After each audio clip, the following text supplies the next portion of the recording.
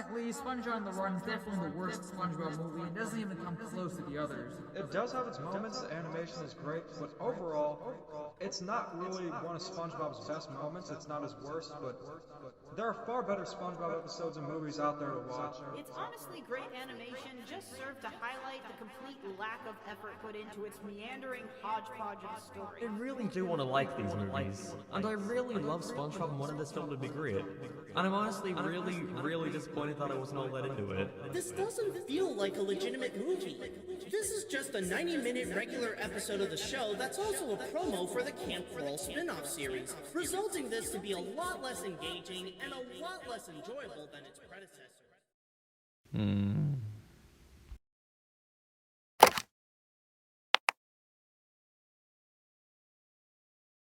2 hours later.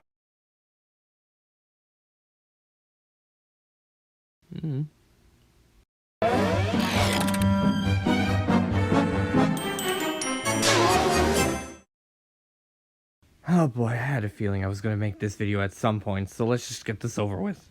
I made it clear that SpongeBob is my favorite cartoon of all time. Even if it's not like it was years ago, I still kind of enjoy it. And it's not just in the TV show. I read some of the books and thought they were pretty decent. And I don't normally read books aside from graphic novels. And some of its video games, such as Battle for Bikini Bottom and Creature from the Krusty Krab, are among my favorites. But of course we can't forget the big stuff. The feature films. The first movie was one of the first movies I can recall watching on the big screen, and it's in my top 3 favorite animated movies of all time.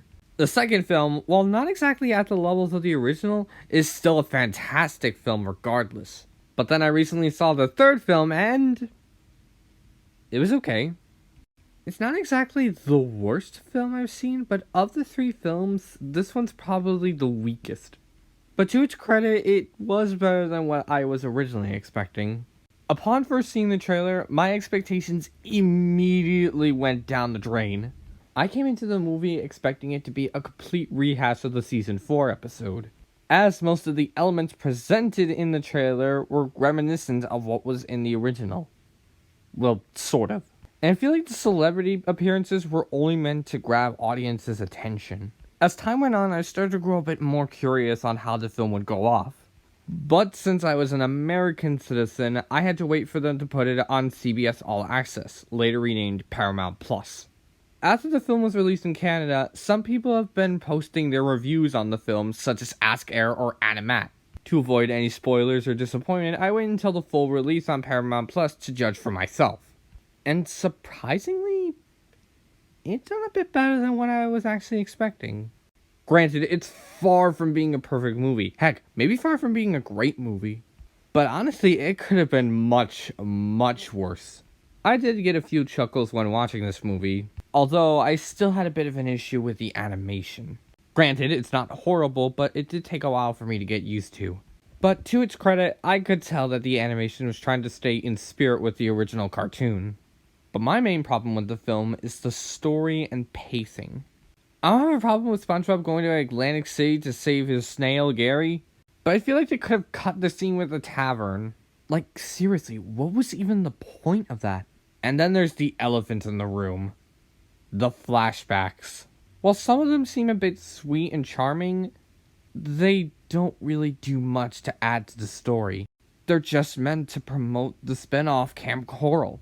But you want to know what the biggest offense is?